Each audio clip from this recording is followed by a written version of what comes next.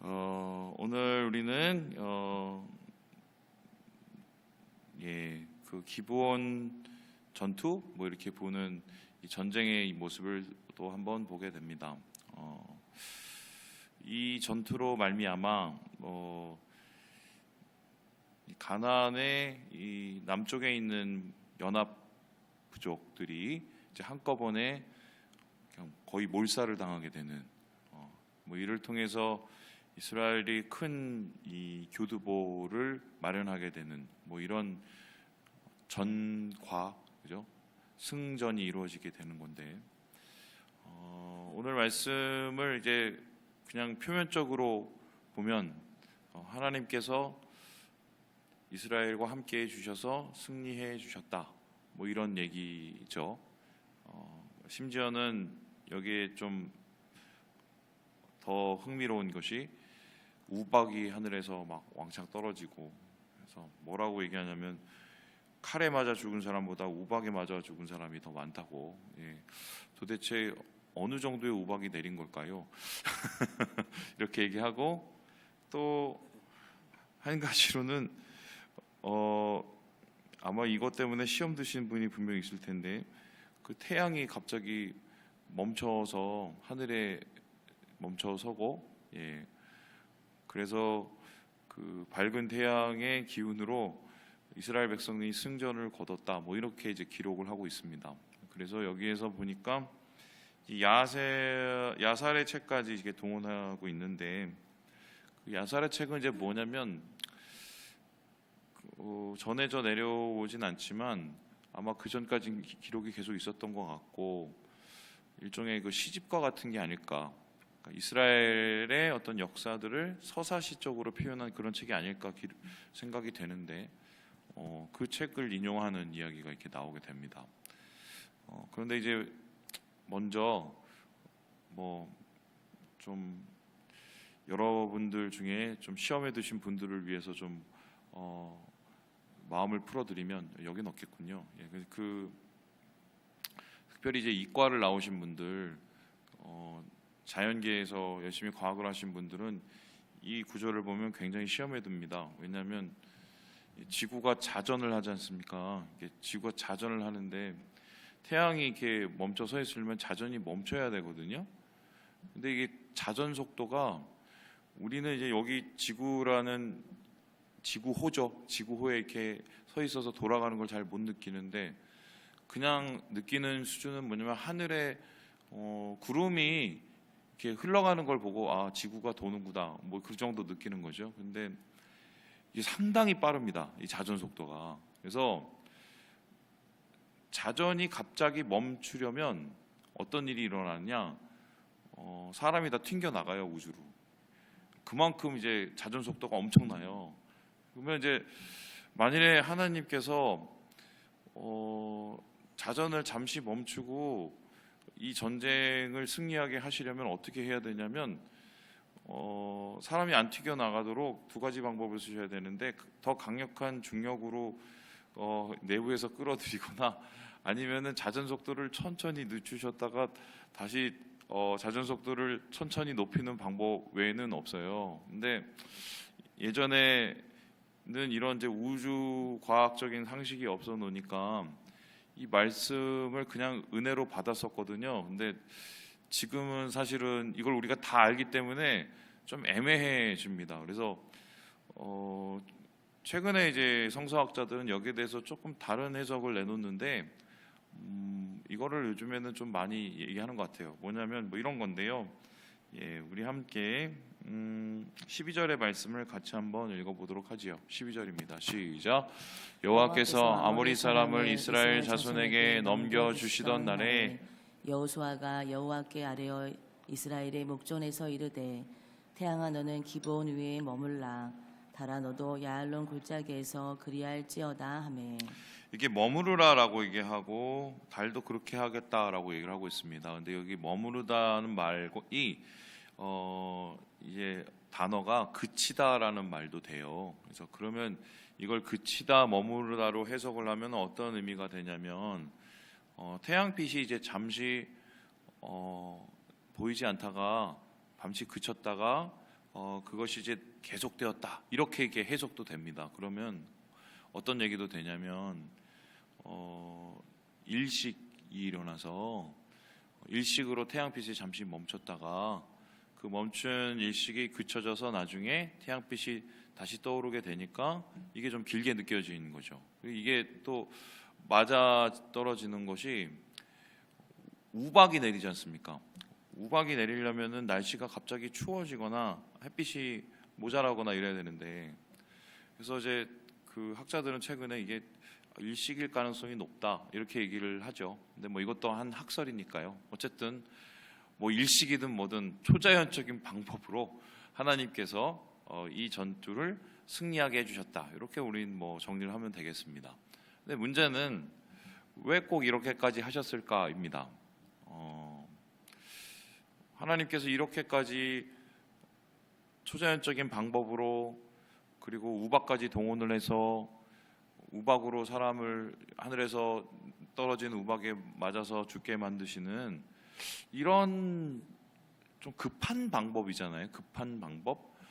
왜 이렇게까지 하나님께서 이스라엘 백성을 도우셨을까? 뭐 이런 얘기를 한번 오늘 해보려고 하는 건데, 하나님께서 이렇게 그냥 발벗고 굉장히 급하게 기적적으로 이스라엘 백성을 도우신 이유는 이 전투의 의미를 좀 굉장히 깊게 보고 있기 때문이 아닐까 싶거든요. 그러니까 이 전투를 통해서 뭔가 하나님께서는 이스라엘 백성에게 전하고 싶은 메시지도 있었을 것이고, 이스라엘 백성이 분명히 이걸 통해서 얻게 되는 교훈이 있었기 때문에 하나님께서 이렇게 하신 게 아닐까, 이렇게 이제 생각이 됩니다. 자, 그렇다면은 좀 이야기를 처음부터 좀 한번 구성해 보도록 하겠습니다. 우리 함께 우리 4절의 말씀을 같이 한번 읽어보도록 하겠습니다. 4절입니다. 시작. 내게로 올라와 나를 도우라. 우리가 기브온을 치자. 이는 기브온이 여호수아와 이스라엘 자손과 더불어 화친하였음이니라 하멘. 그러니까 이 이야기의 처음은 그 남부 연합군, 그러니까 뭐 아브리 족속부터 뭐 여러 가지 이 연합군들이 왕들이 모여서 모의를 하는 것부터 시작이 됩니다. 이 사람들이 어떤 모의를 하냐면, 지금 이스라엘 백성들이 지금 당도했고 여기에 전투를 해야 되니까 전력을 이렇게 모으고, 그리고 전략도 짜고, 그리고 기세도 이제 올려야 되는 상황인 겁니다. 근데 이렇게 전략을 짜고 전투를 하기 위해서 제일 중요한 게 뭐냐면, 원래 한 나라와 한 군대가 아니거든요. 그러니까 옛날에 뭐 아테네 뭐 이런 뭐 스파르타 이런 나라들처럼 도시 국가였어요. 그러니까 조만조만한 나라들은요. 그러면 이제 각자의 도시에서 각자가 지키던 군대가 있었기 때문에 그 군대들이 함께 모아놓으면 이거는 어떤 모습이 되냐면 좀 오합지졸이 될 가능성이 있습니다. 쉽게 설명하면 이런 건데, 뭐 우리가 뭐 지금 무슨 훈련인가요? 옛날에 팀 스피릿이라고 막 있었었는데, 그거를 계속 하는 이유가 뭐냐면은 미군의 작전이 있고 한국군의 작전이 있고, 미군 스타일이 있고 한국군 스타일이 있는데, 이걸 합동 작전을 하게 되면은 이게 뭔가 균열이 생길 수 있잖아요. 그러니까 이거를 미리미리 연습을 해서 합동을 하면서 같이 뭔가 호흡을 맞추기 위해서 이런 작전을 계속 하는 건데, 그거를 이제 북한 친구들이 되게 무서워하죠. 왜냐하면 이제 파괴력이 엄청나니까요. 그래서 이 사람들도 합동 작전을 해야 되기 때문에 이 상황에서는 어떻게 하면 어떻게든 하나로 묶어야 됩니다. 그러면 하나로 묶기 위해서 제일 좋은 방법이 뭐겠습니까? 우리는 요거를 잘 알죠. 야, 우리 요번에 요거 하니까 우리 같이 모여? 잘 안 모입니다. 야, 요거 하면 하나씩 줄게, 모여? 그러면 조금 더 모입니다. 그래도 잘 안 모여요. 이거보다 더 잘 모이는 방법이 뭐냐? 야, 저놈의 자식 혼내주자. 그러면 제일 잘 모여요. 왜냐면은 동동의 적을 만드니까요.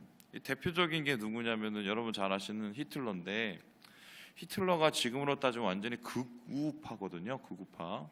이런 말되는 안 되는 극우파가 한때 광기처럼 전 세계를 삼켜버리고, 독일 국민들이 그 극우파의 손에 완전히 미쳐버려 갖고 사람들을 그렇게 많이 죽였잖아요.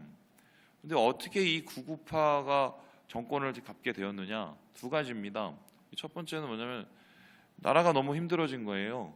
그 세계적으로 공황도 오고 뿐만 아니라 이 독일이 1차 대전 끝나고 너무 패전을 해갖고 그 빚 갚느라고 되게 힘들었거든요.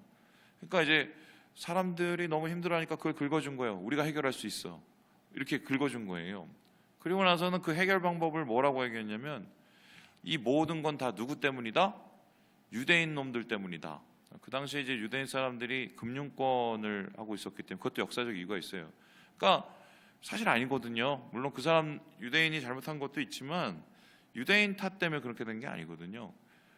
근데 사람들은 그게 중요하지 않아요. 화풀이할 대상을 찾잖아요. 그 유대인에 대한 혐오로 독일 국민들이 똘똘 뭉친 겁니다. 지금 어떻게 보면 지금 이 남부 연합군도 그 방법을 쓴 거예요. 이 군대를 하나로 묶으려니까 저 기부온 놈들 혼내줘. 배신자들이야. 저 인간들이 가갖고 이스라엘하고 벌써 화친을 하고 말이야. 저거 그냥 가만히 두면 안 돼. 우리 가서 혼내주자. 이러면서 똘똘 뭉친 거예요. 혐오와 미워할 대상을 만들어서 똘똘 뭉쳐서 이제 기부원을 혼내주러 가는 겁니다. 그랬었을 때 어떤 일이 일어나죠? 기부원 주민들이 이제 이렇게 얘기를 합니다. 우리 6절에 보니까요. 아모리 사람의 왕들이 다 모여 우리를 치나이다. 죽게 생겼으니까 화친조약이라는 걸 맺었잖아요. 물론 그게 사기지만 그 화친조약이라는 것을 붙잡고 우리 좀 살려주세요. 그때 여호와의 이름으로 우리를 보호해 주기로 작정하지 않았습니까? 라고 요청을 합니다. 그 요청 가운데 여호수아가 일단은 어쨌든 약속을 해놓은 상황이니까 이제 군사를 이끌고 가는데 여기서 굉장히 중요한 포인트가 하나 나옵니다. 우리 함께 8절의 말씀을 같이 한번 읽어보도록 하지요. 시작. 그때 여호와께서 여호수아에게 이르시되 그들을 두려워하지 말라. 내가 그들을 내 손에 넘겨주었으니 그들 중에서 한 사람도 너를 당할 자 없으리라 하신지라. 이 포인트가 보시나요? 기본 주민한테 사기당할 때는 욕을 안 했습니다. 뭘 안 했죠? 하나님께 묻는 것을 안 했습니다. 아이성 전투 때도 욕을 안 했죠? 하나님 앞에 묻는 것을 안 했습니다. 여리고성은 하나님이 시킨 대로 한 첫 전투니까 그렇게 했죠. 그래서 아주 뼈아픈 이 패배와 또 실수를 하게 된 거죠. 그 실수 끝에 정신을 차린 겁니다. 제가 월요일 날에 사람은 잘 안 변한다고 얘기했는데 좀 변했죠? 자, 그럼 질문해 보겠습니다. 어떻게 변했을까요? 죄송한 얘기지만 얻어 맞으면 변합니다. 얻어 맞으면 변해요. 이 기본 주민에 대한 이 뼈아픈 상황을 겪었잖아요. 또 아이성 패배에 대한 뼈아픈 이런 패배를 겪었잖아요. 그런 것들을 다시 기억하는 거죠. 아, 우리가 진짜 실수했구나. 또 실수할 수 있겠네. 그때는 하나님한테 진짜 혼나는데 이게 막 똘똘 뭉친 겁니다. 그러니까 기억하고 그 기억을 통해서 다시 똑같은 실수를 반복하지 않으려고 이제 하게 됩니다. 그리고 뭘 합니까? 기도를 하게 되죠. 그러니까 사람이 같은 실수를 반복하지 않고 같은 어려움을 당치 않기 위해서는 두 가지가 필요해요. 기억과 기도가 필요합니다. 여러분 보세요. 신명기에 보면은 6장에 야 너네들 이거 따라해 그러면서 하나님은 한 분, 그 다음에 하나님만 참 하나님. 이거 신명기 6장에 그래서 하나님만 모든 것을 다해 사랑하라 이렇게 얘기하지 않습니까? 그 쉐마라고 하는 그 말씀을 어떻게 가르쳤냐면 이거는 이해하려고 하지 마. 그냥 딸딸딸 외워 이러면서 어떻게 하죠? 니네 이거 써갖고 여기 팔에다 묶어. 진짜 묶어요. 걔네는 써 있어요. 그리고 이제 죄송한데 임합하게 이렇게 박아. 임합하게 기도할 때 얘네들 이렇게 조그만 박스를 이렇게 안고 합니다. 제가 가서 봤어요. 그 안에 쉐마라고 있어요. 쉐마 말씀이 있어요. 그리고 옷에 옷술에다 다 달아. 이게 뭐냐면 기억을 위한 장치거든요. 그리고는 거기에 더 얘기를 하죠. 니네 자식들한테 이걸 다 그냥 외우게 만들어. 기억을 위한 장치를 합니다. 그죠?